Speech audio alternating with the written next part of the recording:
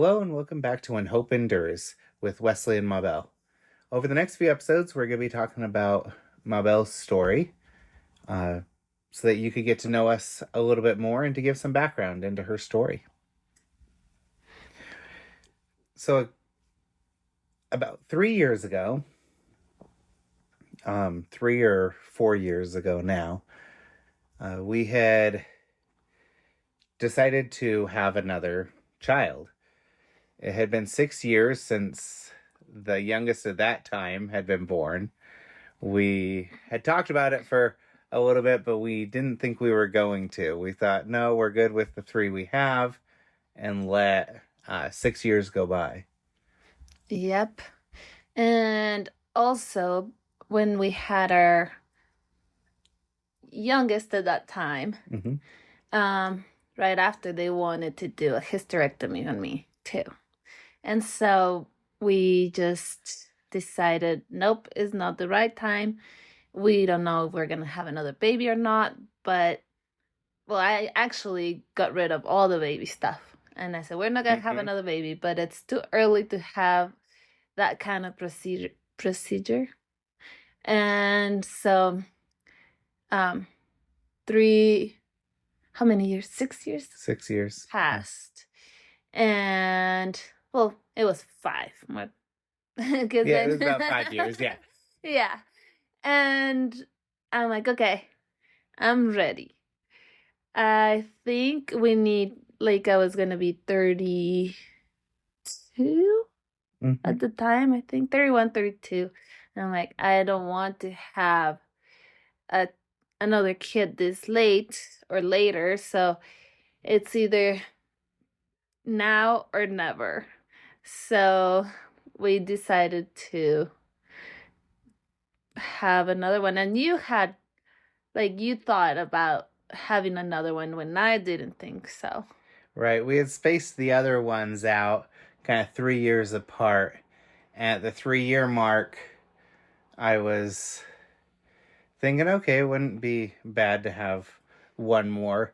But you were not having that at all. And at that point, you just wanted to get all the baby stuff out of the house. You started selling stuff, giving it away, cribs, everything. Nope, we're not going to have any more babies. So you just got rid of all the baby stuff at that point. Yep. At that point, we had talked about it, and then I said, well, it's your decision, really, came down to that. And then a couple years later, as the youngest at the time started to go to kindergarten, and you decided, I think maybe we should have another one because this will be our last chance. Yeah. With that one, it was quite different. Again, our other kids were a little bit older than they were with the others because we spaced the years 3 apart. As well as we decided to not know if it was a boy or a girl until it was born. All the others at the 3-month mark or whenever we could. 3 year. No, 3 months. When they tell you what it is. Oh, yeah. Okay. At the 3-month mark, we would find out what it was. But this one, we were very patient. It was hard sometimes. But we said, we're going to have at least one as a surprise. Yeah, to see what it was going to be. But first of all, I don't think we have told you we have 4 kids. Yes. So, yeah. And at that point, we had 2 boys and a girl. And from the moment we knew that Mabel was pregnant, I knew it was going to be a girl. I told her that first thing. I said, yep, it's a girl. And I thought, well, I didn't want to give my hopes up. I know that each kid is a blessing, and boy or girl, but I'm like, nope, I'm going to think that it's a boy. So if it's a girl, I get happy. And if it's a boy, it's okay. But I don't know, if I'm thinking that it's a girl and it's a boy, then it's a little bit less exciting. Because at that point, we already had the boys outnumbering the girls in the house, right? Mm-hmm. But that pregnancy, you got a little bit sick at the beginning. But for the most part, it was one of the smoothest pregnancies you had. Mm-hmm. And down to the delivery. With all the others, there was something, whether it was a pinched umbilical cord or an umbilical cord wrapped around a neck or coming out with their hands first. And also something fun with this pregnancy is like I was working at the time as a stand-in Mm-hmm. for a show, and I don't want to say what person, but there was a girl that she's an actress and she knew that I was pregnant. And so she called her mom and she told her to make a blanket for my baby. And she asked me, what is it going to be? And I'm like, I don't know. I want it to be a surprise. And she's like, okay. So she gave me a blanket. I still have it. Mm-hmm. Yeah, that was a really neat experience, because a lot of times as a stand-in, you don't get much of a chance to talk with the actresses, but especially when it was COVID. Right. Mm-hmm. But she took the time to talk with you, get to know you, and to even have her mother make a special gift for our child at that time. Yeah. And so with all the other kids, there was some difficulty, but with this last one, it was extremely smooth, the whole process. Mm-hmm. Except with the epidural, this time gave you a bit more trouble than the previous epidural. times. Well, before with my last child, like my last before this one, I had back problems, sciatica problems, and I would drag my leg and out of pain and everything. But that's why I didn't want another kid too, because I'm like, okay, this is happening. But then it went away. So I decided to do this because I knew that if I waited longer, then it would get worse as my age. Yeah. And so, we, with this epidural, I couldn't even, like, I didn't feel the pain, but when they were doing the epidural, my leg, like, the pain flared? Is that what it's called? Yeah. And it was really bad. The pain on the nerve. Mm-hmm. But, other than that, I think it was good because I could feel the process, but not the pain. Right. Yeah. Where with the others, I felt you were a little more like I could not numbed, feel anything. Right? Yeah. It was a cool experience. It was a girl, and so we completed the set. We had 2 boys, 2 girls. We knew at that time we were done. Right, this time for sure.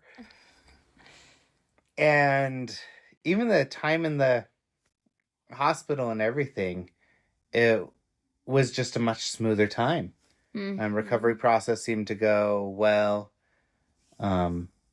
She was a really well-behaved baby, slept really well. And so we were quite content with that. However, upon getting home a couple days later, you started to have headaches. But like really bad headaches. And when you would have the headaches, your blood pressure would start to go up. Yeah. And so what made me nervous is because 6 years before, my dad passed away from a stroke. And so when I started getting these headaches, I remember, like, my dad didn't live with us. He lived with my sister. And I remember that my sister would tell us that he would be complaining about his headaches. Mm-hmm. And so once I started getting this headache, because it was so different than other headaches. Like, I cannot even, when I get a headache, I'm like, no, but it wasn't this way. I don't remember how it was. It was your body, like, makes it forget about it. Right. When I started getting those headaches, but before this, I would complain a lot health-wise. Sometimes I would go like once a year to the ER out of anxiety attacks, right? Mm-hmm. And so when Wesley saw me, like, I was getting super anxious. He probably thought, oh, it's one of his anxiety attacks and we'll be okay, right? And so I'm like, nope. My blood pressure is rising and, like, the medicine wasn't doing anything. Mm-hmm. And so I'm like, okay, I didn't want to worry too much, but there was one point that I said, okay, I'm ready. I need to go. And my blood pressure was like 160 over something. I don't remember. Well, it was like 170, I believe, at that time. 168, 170. Uh-huh.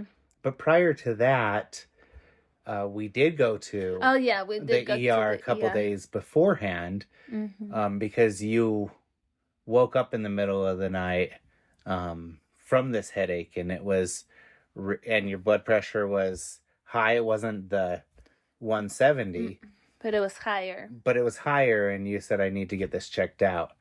And we went to the ER, and they did CT scan. I did not like any needles, and at that point, I was like giving my arm up, like, okay, just give me something. This is painful. Yeah, they gave you some stuff which eased it a little bit, and they said, well, you seem like everything's gonna be okay. It might be a epidural headache from the spine.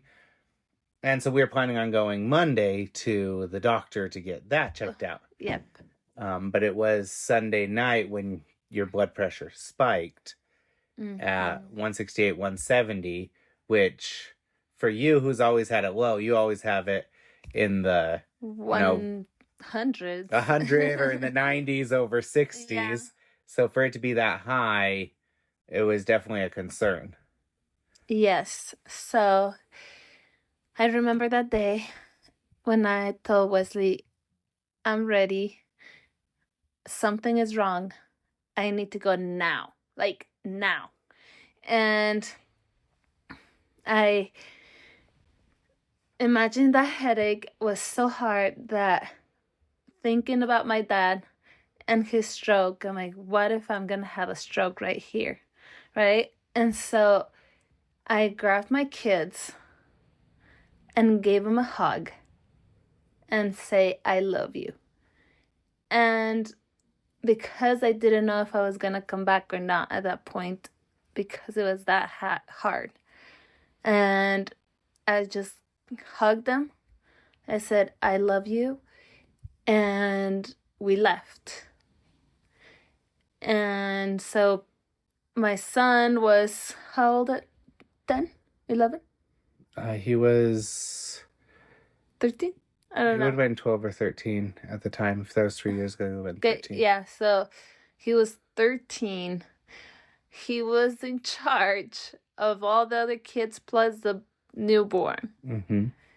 And luckily the hospital was 5 minutes away. But when I got there, it was so interesting because it was on a weekend, right? You said Sunday night. So I went there and I told them my blood pressure is really high and I don't know what's going on. And I have this headache. And the guy was like, oh, your blood pressure is fine. That's not that high, when it was the 160s, 170s. And I said, yes, it is that high. I never have it this high.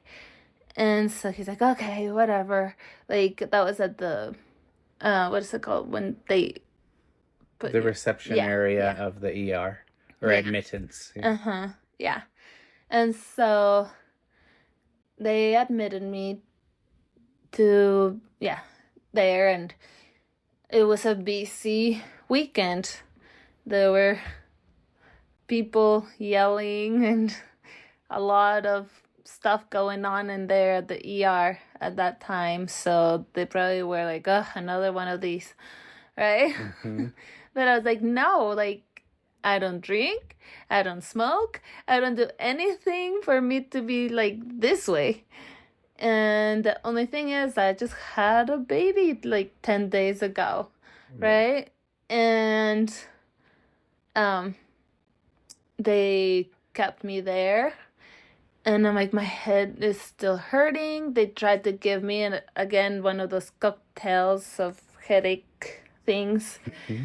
And it was not easing. And then my sister-in-law came because Wesley was like, okay, I need to take care of the kids and let her come. Right. We didn't want to leave the 13-year-old alone with the newborn for too long. Mm-hmm. So on the way to the hospital, I remember you saying, if anything happens, just take care of the kids. Yeah. And I was telling you, like, you're not going to die.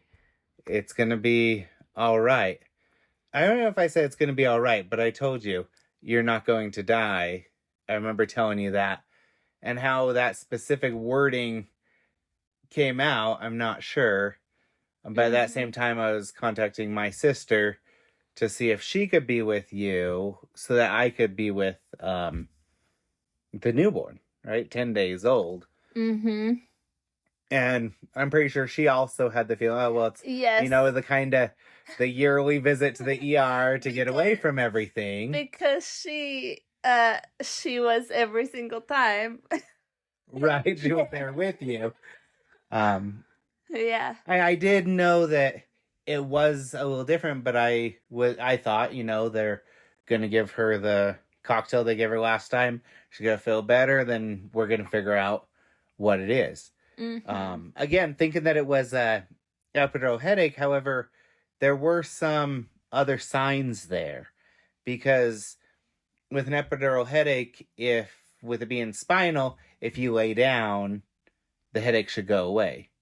But laying down, it got much worse for you, that you had to be somewhat inclined when you laid down. At that time, we didn't have a bed that would incline on its own, so you'd stick pillows underneath you, because if you lay down flat, your head would get really bad. Mm-hmm. In the ER, the first time they tried to lay you down to try to get rid of the headache, and you're like, no, I need it up. Mm-hmm. So there were some differences there, but we didn't think about that at the time. Yeah. Yeah. So when she was there, we were joking around and we were talking, still with the headache, but joking around. And then there was the guy that was going to do the MRI, because they were scheduling an MRI. And this guy came in and I said, I need to go to the bathroom. I think I said that. And then we saw this lady that was all drugged up and like so bad, like yelling. Going through withdrawals or whatever, right? Yeah, so sad.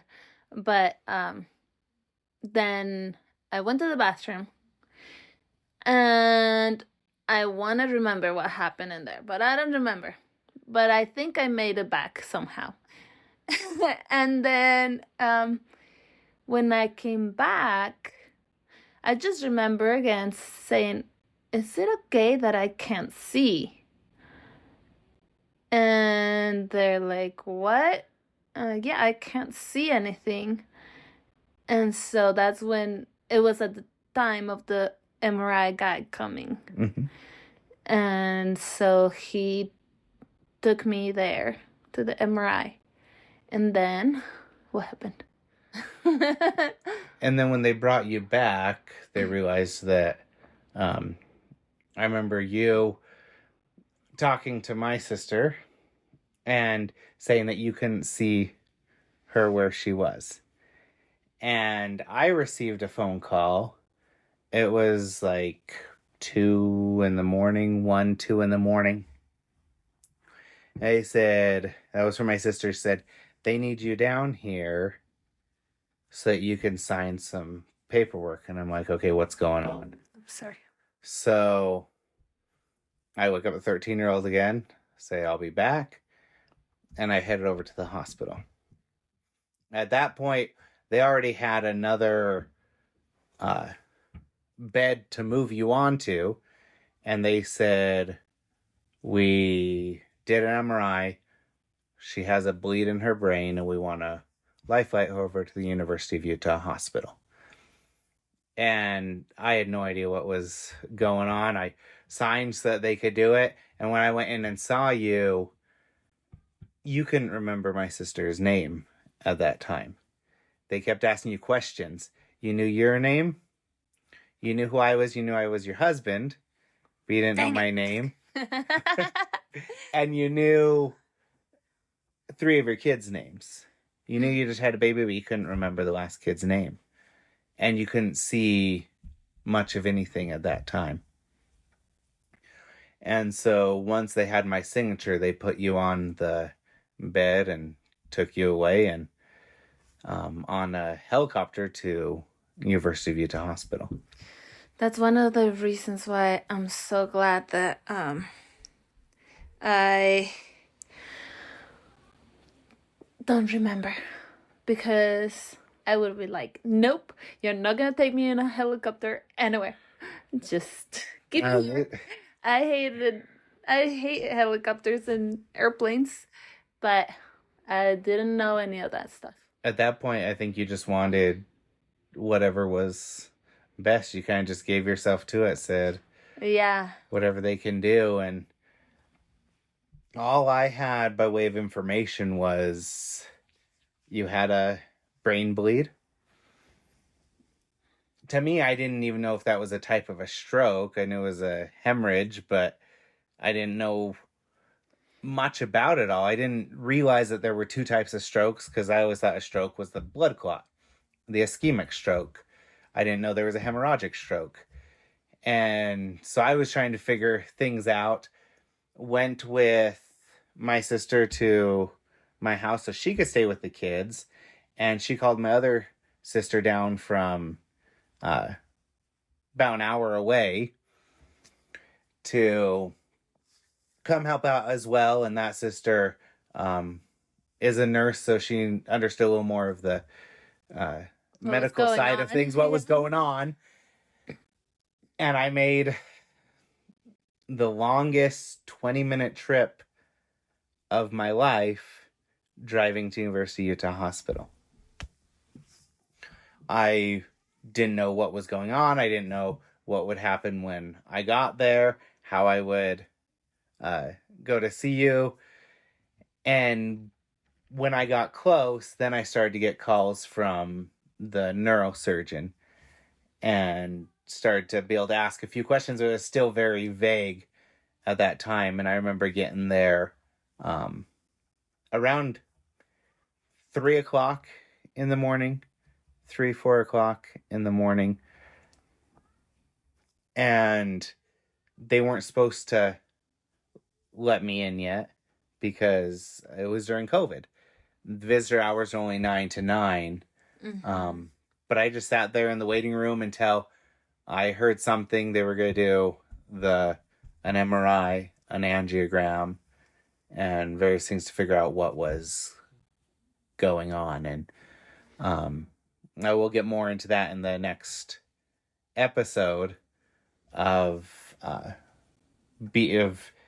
talking about the intensive care and acute care and everything that happened during that time. It was a very, very eventful 3-4 days that you were in those units. Yeah. Probably about a week total, but between the intensive care to the acute care at the beginning, a lot happened in that time. So we appreciate you guys joining us with this episode, and hopefully you'll tune in next time, and we'll continue from here. Thank you.